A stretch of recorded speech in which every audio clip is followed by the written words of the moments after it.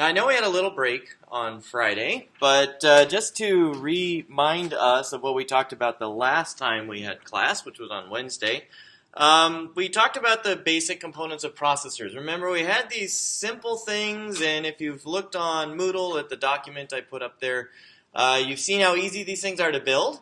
You know, we can build multiplexers, demultiplexers, and arithmetic logic units, and we can build memory in various ways.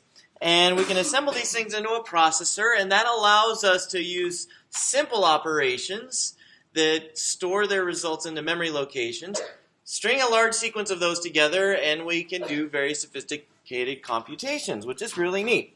And we implemented a really simple computation. Remember, it was like a minus 2b bitwise ANDed with something. We kept the low nibble of the results. And we went through this sequence of steps, which we'll be seeing quite a bit. So I do want to reiterate it just because it's really important. But figure out the memory locations where things should go, decompose the computation into steps that we know the processor can do, and then figure out where intermediate values might be stored, and then we just translate everything into machine code once we have all the information. So fortunately, this is what assemblers do for us, so we don't have to do this very much. In fact, you know, on assignment 1, that's the last time you'll have to deal with that kind of junk, which is quite nice. Maybe on the midterm, you might see it once more, but usually it's not very hideous. Well, maybe some people will think it is. But anyway, we wanted to implement multiplication, and we ran into this issue like a brick wall, which is that we have flow control, and our processor can't really do flow control right now because it has no branching instruction. Okay? So we need to upgrade our hardware, and unfortunately in this case when we upgrade our hardware, we're actually saying we need to change the silicon. We need to figure out a new instruction, and we need new logic for dealing with that instruction properly. So we introduced the BRZ instruction, which is just branch if the argument is 0. Just go on to the next instruction if it's not 0. And that allows us to now conditionally execute code based on the state of some variable. Okay? And we added this logic. And you're going to kind of notice this is not pretty logic. Thankfully, when we get to x86, it gets much prettier. But we're just sort of bolting on this thing that says, hey, the opcode is BRZ, so I'm going to do something. And then it looks at the output from the A memory. And that also goes into the branch logic, and you can see that that controls a little multiplexer that basically says either take the next instruction address, or if the opcode is branch of 0 and the A memory value is 0, then go ahead and change the multiplexer so that we pull the address out of the instruction instead. Okay, so that's all we do. I think I wrote this in a little bit more simple wording here. If the opcode is BRZ and memory A output 0, tell the multiplexer to use adder as opposed to just program counter plus 1. Okay, easy peasy. That's all we've done.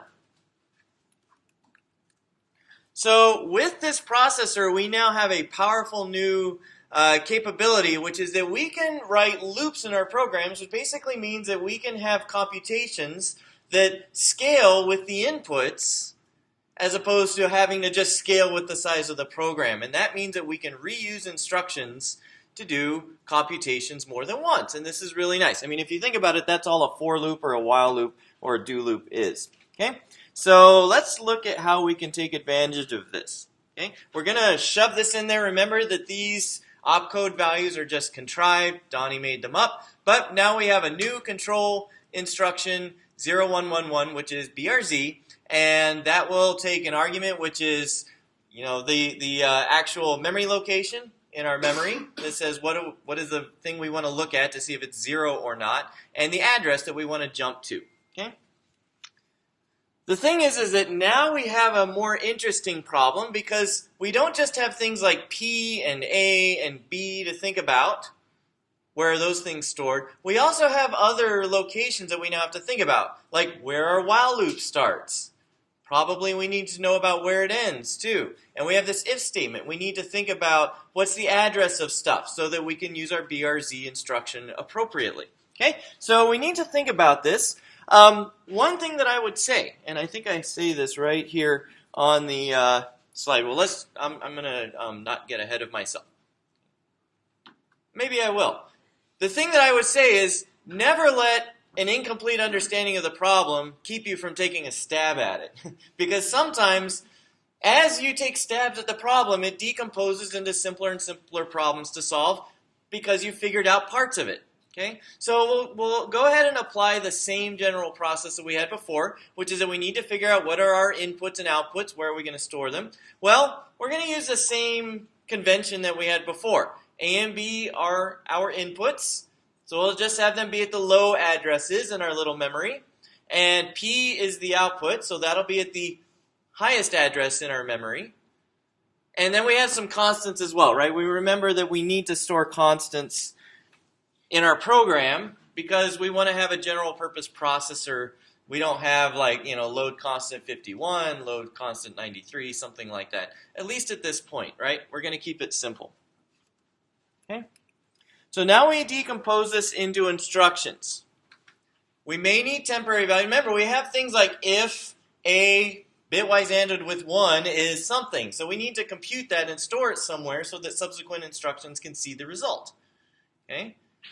We have A is bit shifted, B is bit shifted. We have a few other things like that. So we may have some temporary variables we have to keep track of, and then also branching addresses. So what we do, if we don't know what value something is going to be, we just give it a name. It's just like algebra all over again, except now you're writing programs instead of computing like intersections of lines and curves with things and junk. Okay, so we'll just give things names. And later, when we know enough about our program, we can probably replace those names with the actual value. Remember, we did this last time as well. Okay? So this is our code. First thing that our program does is it sets P to 0.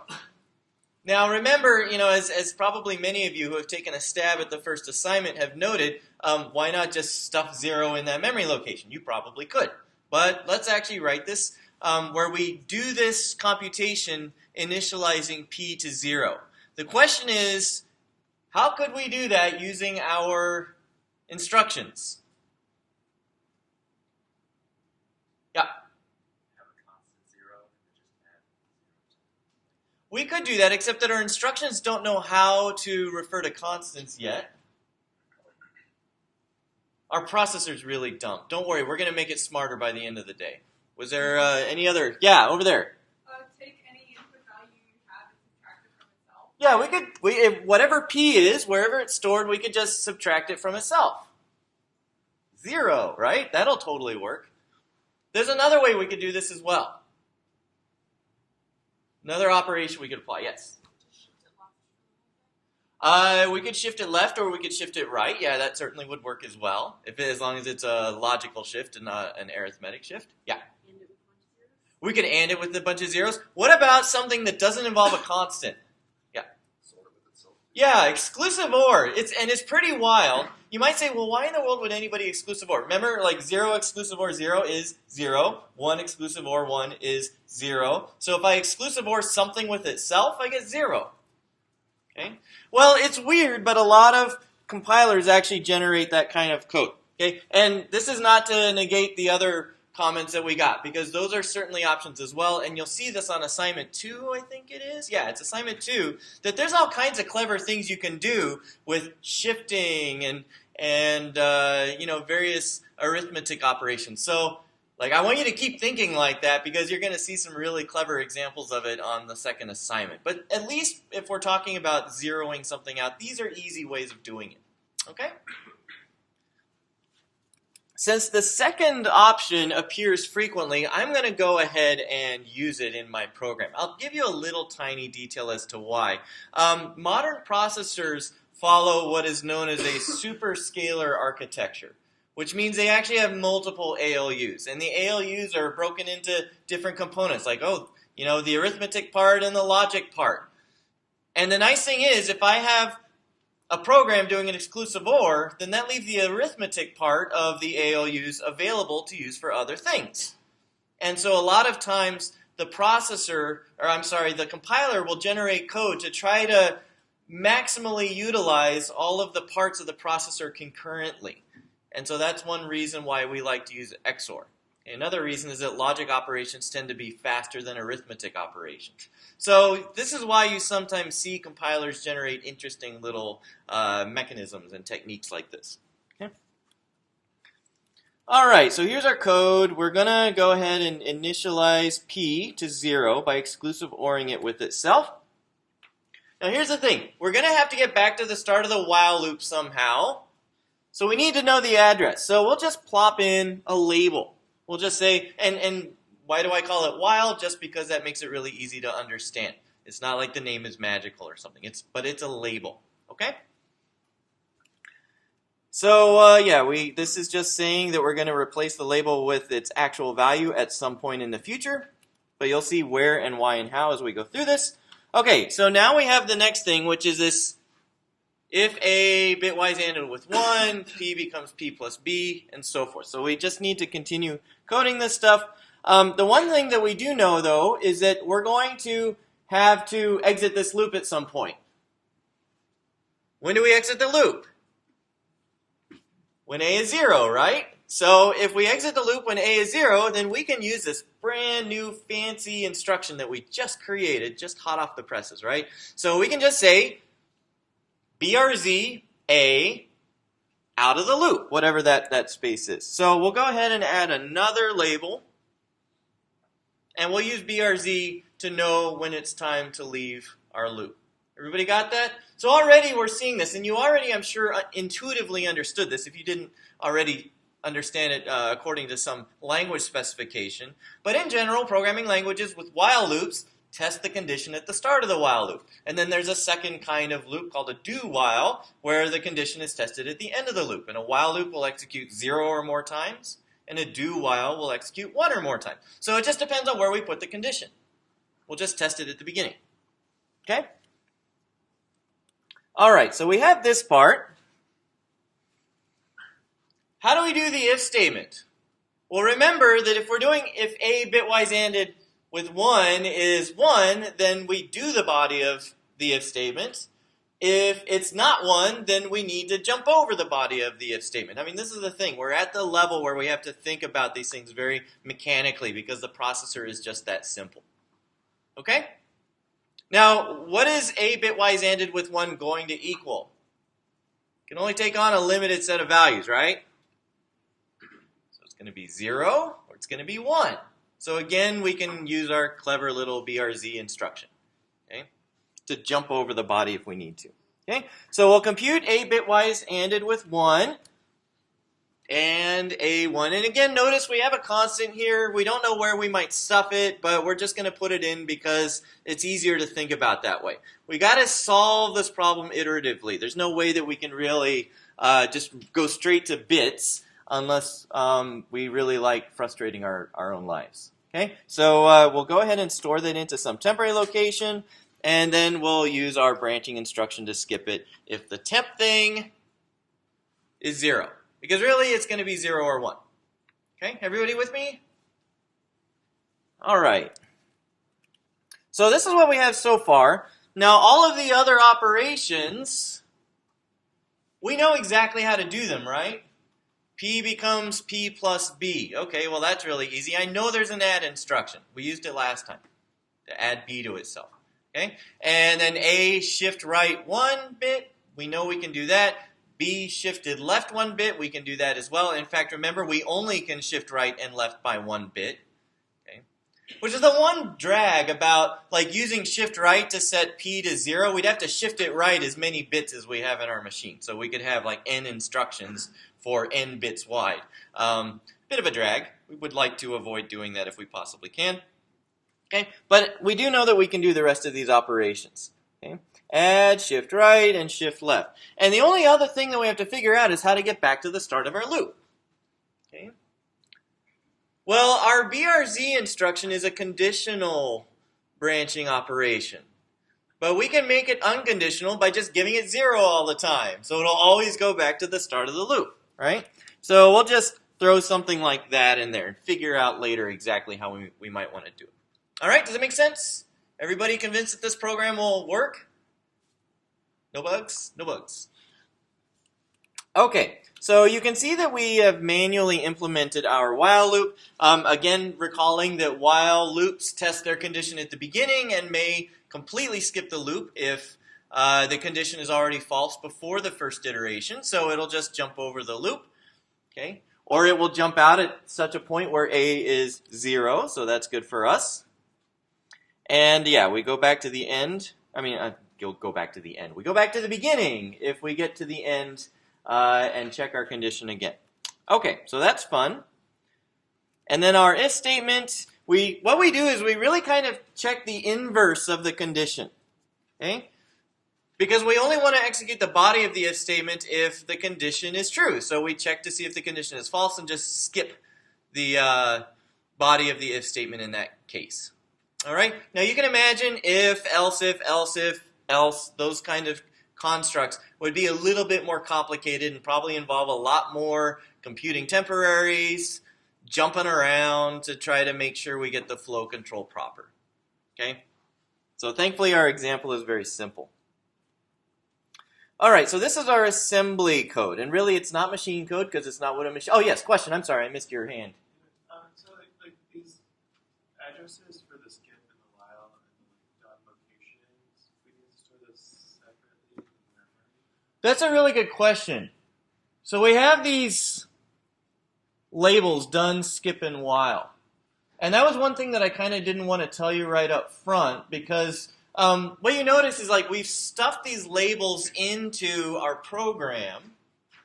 And so, and the reason why we stuff them there is because we know those locations are important. Those locations in our program are important because we may have to go back there or go there for some reason. But where are those labels actually used?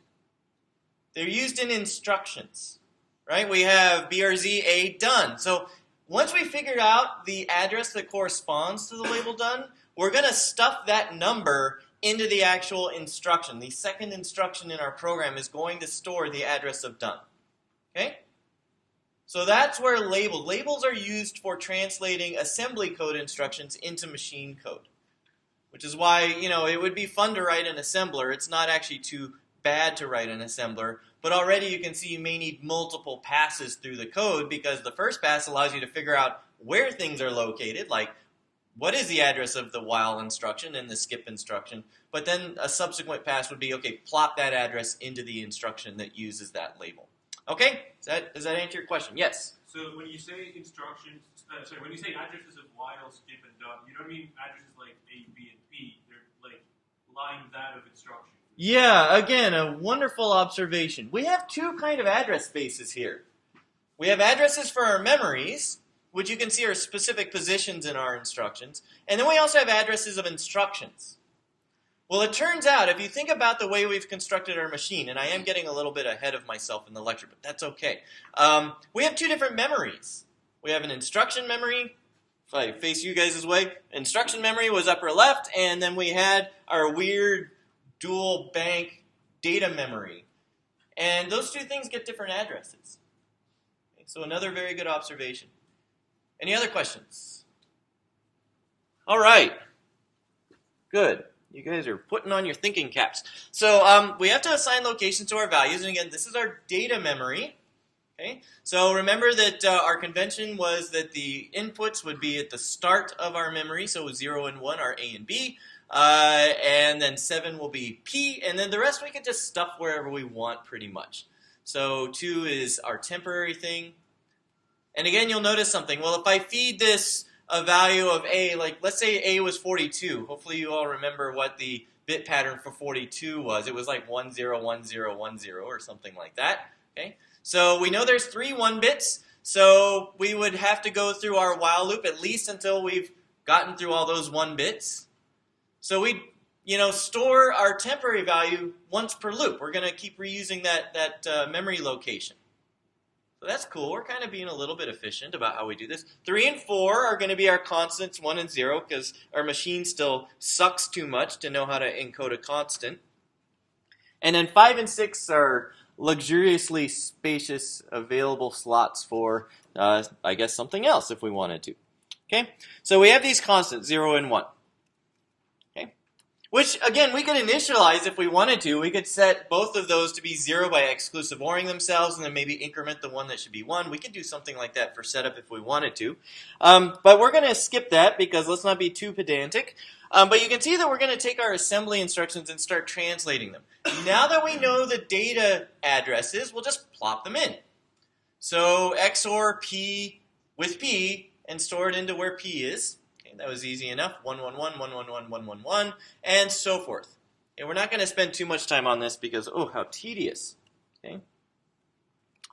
But we have to figure out the addresses. Now, again, just like most things in computer science, we start counting from 0. And so you can see that we've labeled each instruction with an index. Now, the way to think about indexes, and you'll be doing this all term, like why do we start numbering at 0? Well, it's because it's an offset from the start. That's really what it is. So the thing at index 0 is really just 0 distance from the start of our sequence of instructions. That's why we start numbering at 0. Okay? Now, if you were talking about what is the nth item or the ith item, then you might start at 1. Databases are notorious for doing this, but thankfully everything else in computer science pretty much starts at 0.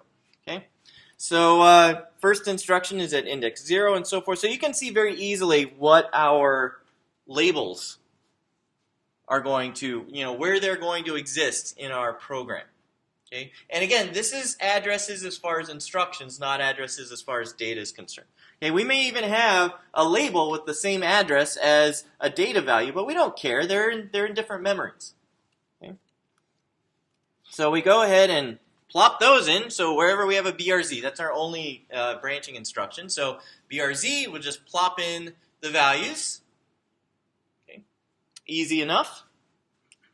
And then finally we have our dumb opcodes that we have to drop in as well. Okay? So that we end up, I don't even know why I did this line by line, but you can look at it and see, okay, exclusive OR, 1010, so we'll put that in.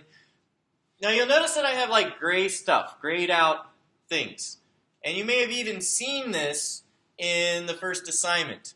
Our processor is so simple that we have a fixed width instruction. Exclusive OR doesn't need a branching address, but we only know how to store instructions with a branching address. So we'll just set it to zeros. We're not using it. We'll just store it. Okay. Same thing with BRZ. I don't have a source to or a destination. Oh, you know what? I remember now. We left out something in this program. This program is horrible. We don't have our write bit anywhere. Oops. So anyway, sorry about that. But I should add that in. Boy, I've taught this class long enough. I should have the write bit in there by now. But so that's one thing that's missing from our program. Are there any questions about this? Does it make sense? Okay. So we have our program. We are not going to execute it because that would be crazy talk, but you probably have already seen an analog of what this would look like by writing your divider. Okay, so this is what is lame. We have 136 bits up here, maybe including or excluding the write bit, I don't remember, and you can see that a significant number of these bits are not even used. So it's a pretty wasteful encoding. Okay? So you can see why many processors would actually use variable length instruction encodings. Because if I have an instruction that doesn't use a branch address, why would I store a branch address in the instruction? Seems dumb. So, and in fact, if you look at most instruction set architectures, you may have a handful of instructions that are conditional and unconditional branching. The rest of them don't even care. So why do that? Okay, so you'll notice this specifically on CISC architectures for reasons we'll get to later in this lecture, that having a variable size instruction coding is very common on modern processors. It makes your program smaller, but it makes the processor more complicated. Okay, questions?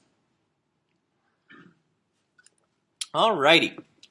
Now, this is what we were sort of came up against a little bit earlier this lecture, that we have this weird memory layout, okay, which, like I say here, is not very much like our modern computers, at least as far as we can tell. We have one thing which was a simplification, having two data memories, okay, which I'll throw up here. But we also have this other thing that the instructions are stored in a completely separate memory from the data. Okay? Now, having two data memories, just a simplification, most of the time when we build a computer, if we want to get two outputs, then we build what's called multi-port memory, so that we can give it a couple of addresses, and it'll be one memory, and you'll just have different values coming out of the memory. Okay? But in this situation, we're keeping it really simple, conceptually. But this other one is kind of curious, that we have instructions stored in a separate memory. Okay? So this is a specific kind of memory architecture that's actually been employed in the past, called the Harvard architecture. Okay?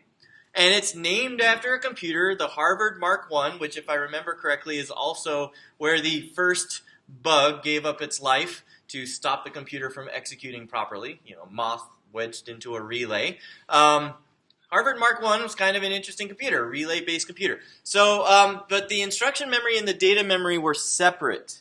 Okay? They could be different word sizes. They could have different numbers of bits. They're completely different usage scenarios. One's for instructions and one's for data. Okay? And you'll notice, like I have on the slide, that the instruction memory would be read-only, the data memory would be read-write, and it is not possible to take an instruction and modify it, you know, by treating it like data or something like that. Okay? They're completely separate as far as the architecture is concerned. Okay? So that's the Harvard architecture. Okay, and that's what our processor uses, because it's simple. It makes it really easy to understand everything that's going on. You can imagine that the instruction is coming out and driving all the machinery, and it's operating on data. Nice and simple. Okay? There's a second common architecture called a von Neumann architecture, which uses one memory for both instructions and data. Okay, so it's all in a single read-write memory. Which architecture do our computers seem to use these days? Well, we have one memory, right? And it's definitely read-write, because you can suck programs down off the internet and run them with impunity, right? And so you can load that data off of your disk into memory, and then you stop treating it like data and you start treating it like instructions, right? So that's a von Neumann architecture. Okay? So the von Neumann architecture is so popular because it's really easy to load programs into memory, whatever program you might want. So this really gives us a step forward toward easy-to-use general-purpose computing. Okay? So we like this. But it also has a drawback, which is that if you have a program being stored in read-write memory, what can happen? Well, lots of bad things, right?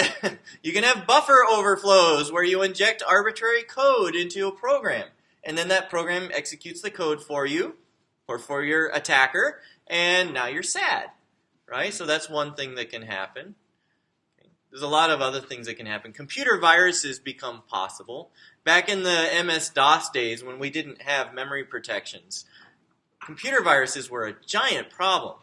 They were fascinating to look at, too, because it was a piece of software that, you know, you would release out into the wild, and there were programs that were supposed to actively identify and remove them. But computer viruses could be designed to, you know, circumvent the detection and so forth. It was a fascinating thing. Not really possible anymore, given the way our computer architectures are designed. And you'll see why as we go through this class.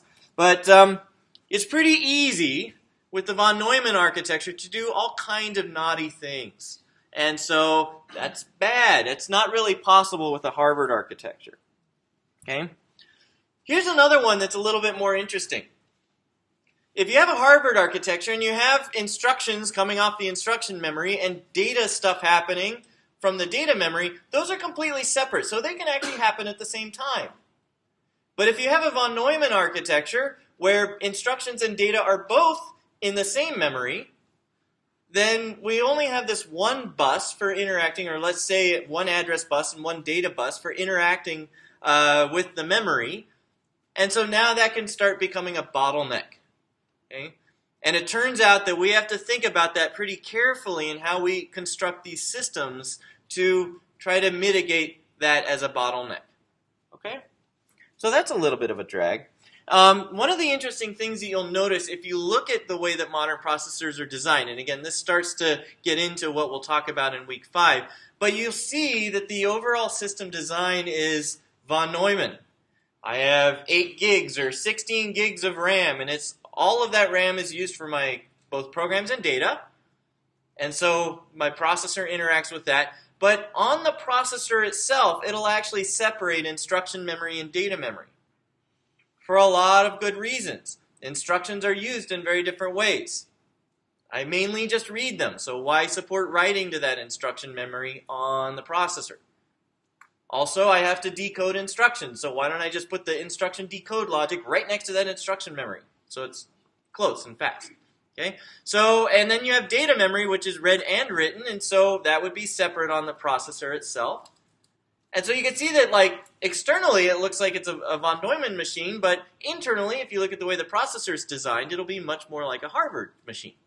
Okay, so it's kind of an interesting characteristic of these systems. Questions? Alrighty. Now, there's another, if we were to look at this, it's like, wow, we have loops. I can write any program I want now. Well, not the case, unfortunately. Here's a simple example. I want to take 2 vectors whose dimension I do not know and add them together into a third vector, which will presumably be the same dimension as the 2 input vectors. Okay? So the vectors I want to do this to are supposed to be arguments. Maybe this is how you would write it in C. Okay?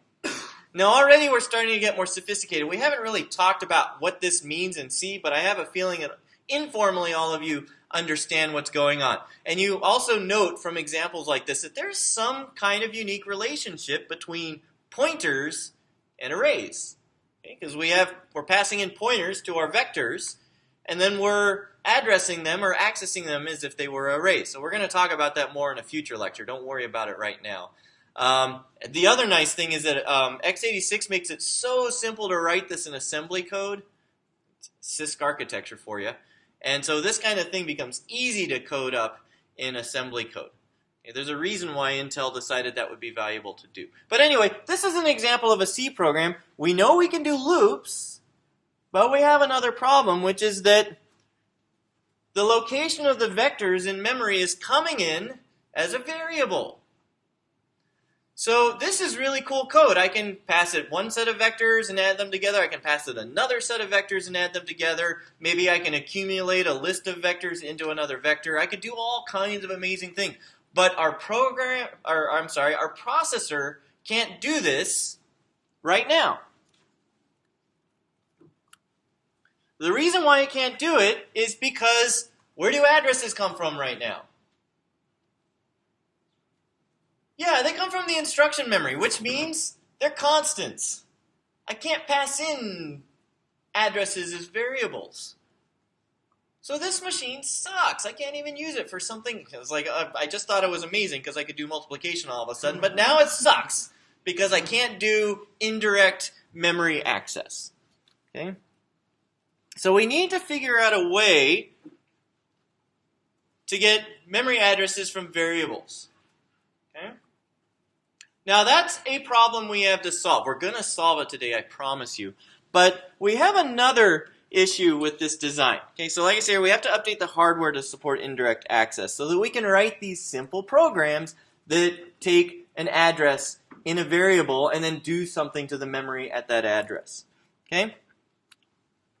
We have another issue. Everybody remember how big our data memory is right now? 8 bytes. It's this if it's in the, well, I guess it would be, I won't even try to do it in binary. But yeah, we have 8 bytes right now. Nobody wants to use a computer with 8 bytes unless you have no computers at all in your life. We want to have a lot more memory than just 8 bytes. Okay? So we need to change this. How about 4 gigabytes? That would be really nice. What about 256 terabytes? That would be even better. Okay? I actually got the 48-bit address space thing is 256 terabytes. It's not 128 terabytes. I misstated that last time. But that's easy enough to compute. So what would happen, let's say we took our fancy little computer that's got, looping now, and we'd like to figure out indirect memory access, and we're like, well, yeah, but 8 bytes is just kind of lame. I want to grow this up to, let's say, the processor we're going to be programming in a few days. Okay? So 256 terabytes, 48 bits for addressing locations in that memory. What happens to our processor design?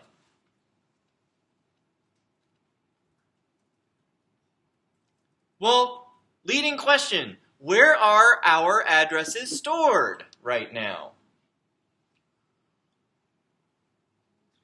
Yeah, they're in the instruction memory, right? So what happens to our instructions if we grow our memory size?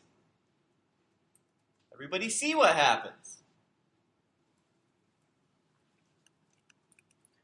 Since we directly encode our addresses into our instructions, well, whatever size our memory is going to have a direct impact on the size of our instructions. And it turns out that this is going to make us unbelievably sad. So right now we have 8 locations, and so log base 2 of 8 gives us 3, so that's how many address bits we need for each. Obviously it would be the ceiling of whatever it is, but normally memory sizes are a power of 2 to make life simple. So log base 2 of 8 is 3, so we need that for memory addresses. We have 2 inputs and an output, so it's 3 times 3 bits, 9 bits for addresses in our instructions. So if we were going to grow this to an x86 64 processor architecture memory size, then we'd need 48 bits per argument in our instructions. So 48 times 3 is a lot. I program computers so I don't have to do math.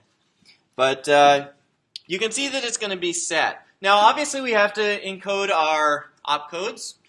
Don't forget our write bit, like Donnie does. Okay, and then we also have a branching address. So whatever the size of our instruction memory also affects our instruction sizes.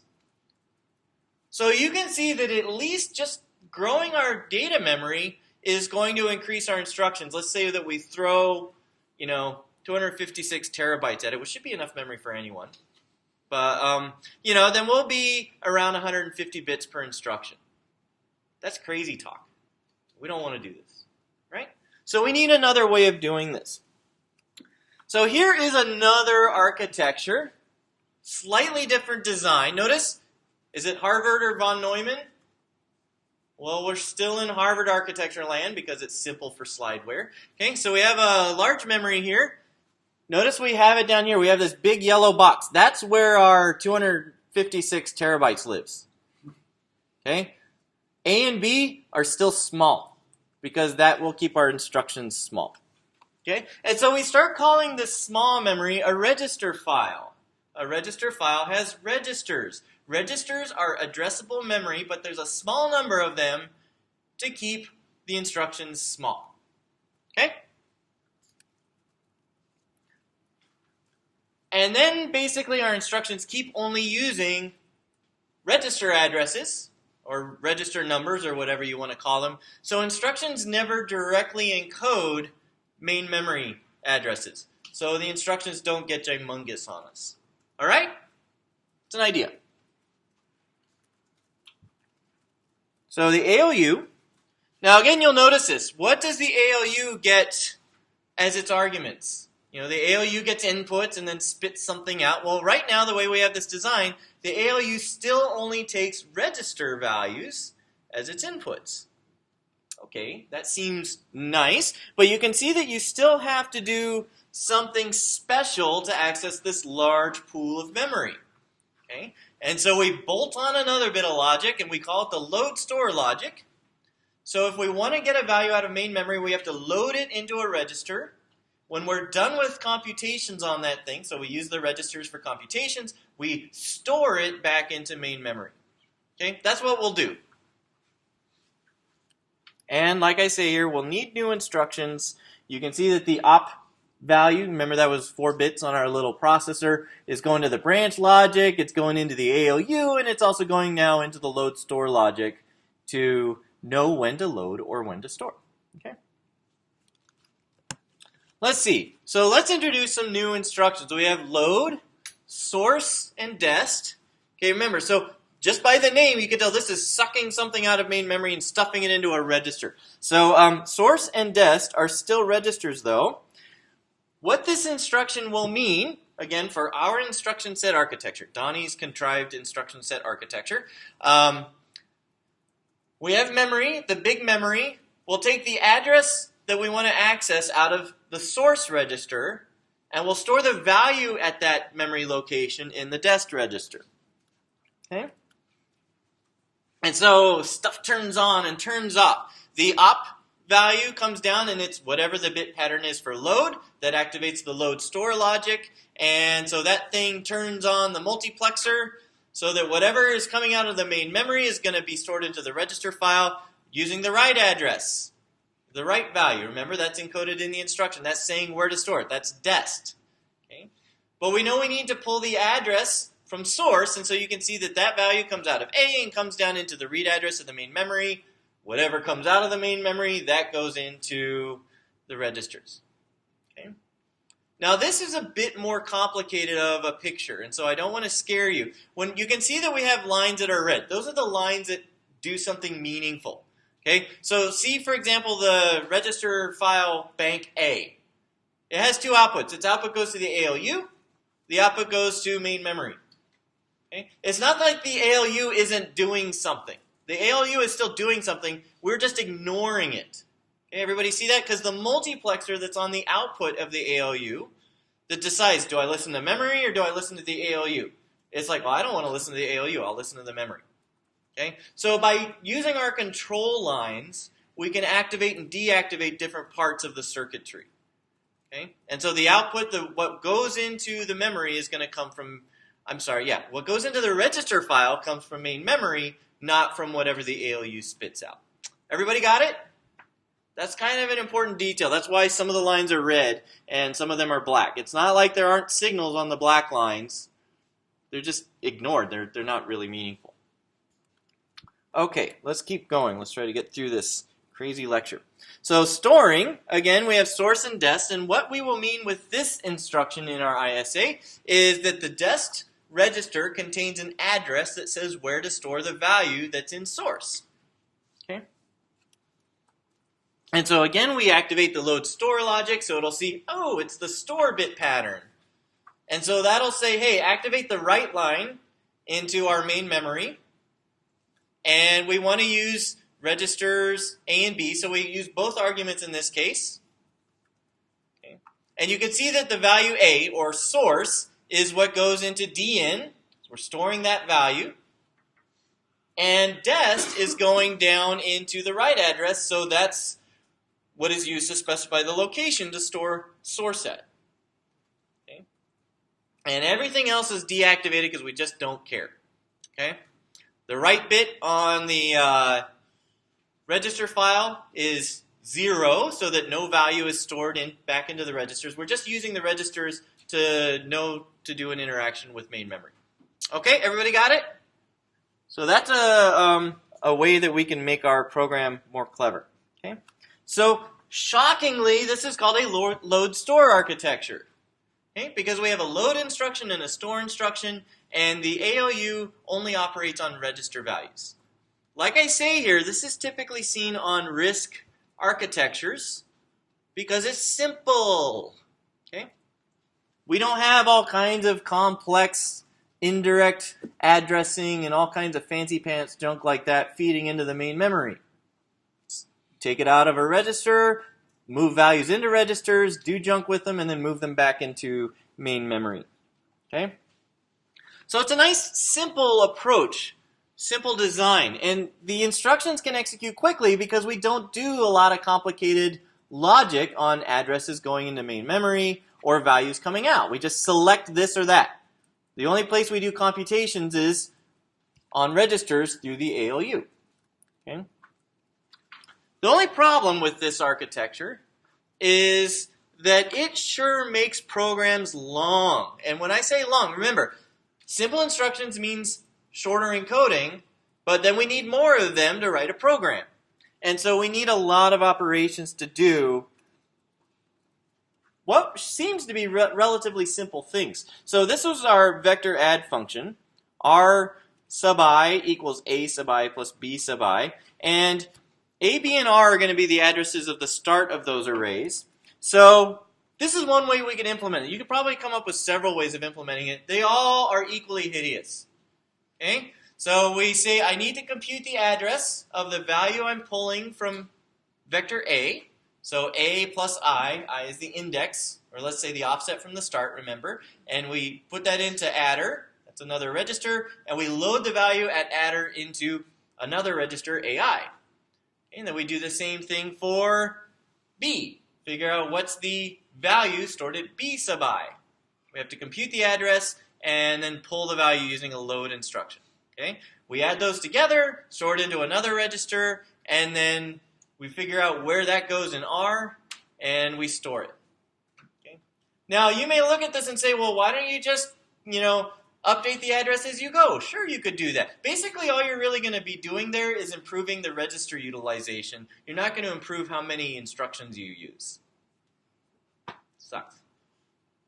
Lame, okay? So, just be doing, increments maybe instead of adds and so forth. So you can see that this is going to be a lot of operations, and so you hope the processor can pipeline these things or do various operations to make this a lot faster.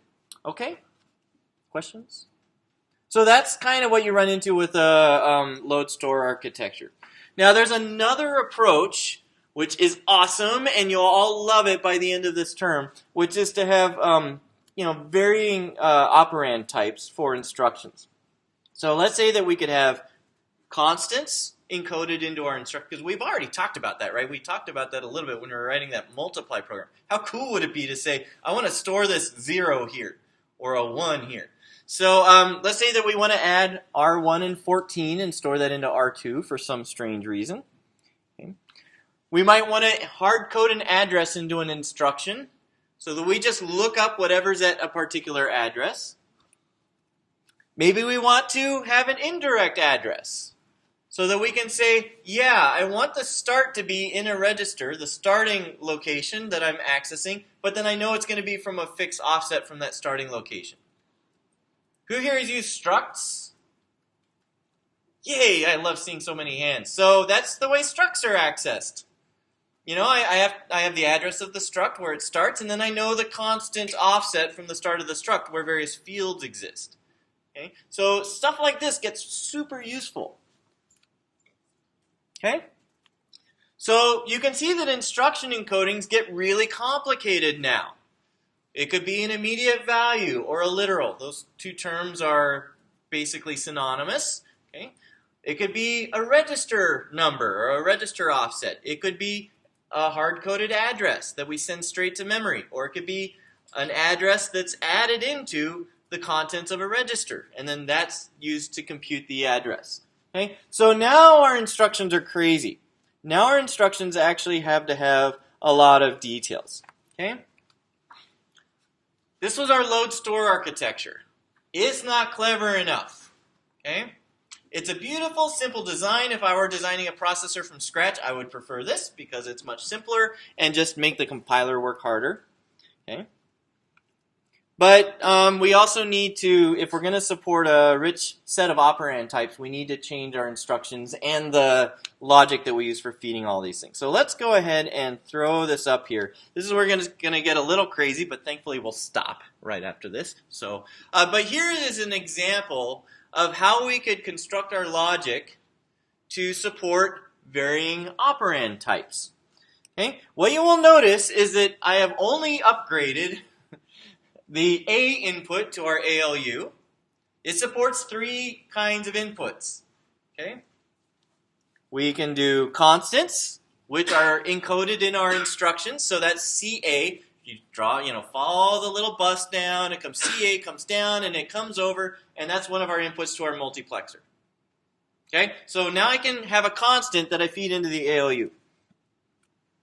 I could have a register. So where would that be? In A. So we follow A, and it goes into the register file. And then that output comes down, and it goes into our multiplexer, so that I could feed that into the ALU if I want to. Okay? And then I have the memory, which is the crazy talk one, where I take a register index and a constant. If I don't want to use the constant part, I could just set it to 0. Right? But again, we still use CA and A. And so now let's look at what happens this time. It's pretty wild. So CA comes down and it feeds into that special adder that's used for doing addressing arithmetic. That's what we call it. Okay? So we have that little adder there, and it takes CA. So CA feeds into that as well as the multiplexer. A comes down. Notice A comes out and goes down into that little adder as well. And so that we compute an address, and then that goes into the main memory address. Okay? And then we take D out from that, and that feeds into our multiplexer, into the ALU. Everybody got that?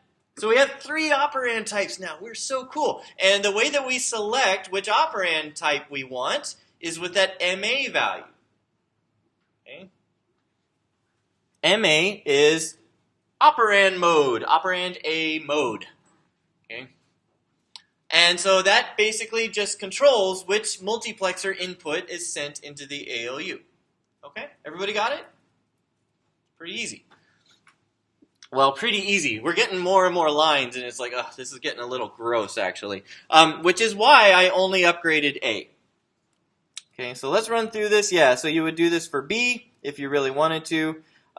There's all kinds of other stuff you could start thinking about, but we're not going to do that because, why? We're just going to start programming the x86 processor, because that's what this thing does. Okay, so constant operand, I already talked about this. I'll go through this really quick because I know we're running out of time. MA is going to say take CA and feed it in. Everything else will ignore CA or A. Okay. So blah, blah, blah. Register operand, so MA says use the register output. Okay, constant CA is ignored, the load store logic doesn't activate, so the write bit is 0, blah, blah, blah. Okay. And then this would be the indirect memory access. And like I said, both CA and A are used, but the various components of the processor activate to store this stuff. Okay, any questions? All right, so if you'll stick with me for like 15 more seconds, this is the summary of what we accomplished. Aren't we great? Look at us. We're awesome. But what I want to do next time is start talking about x86 64 so that you can start writing your own programs. And you're going to see all of these ideas coming out again and again. So that's what we'll pick up next time.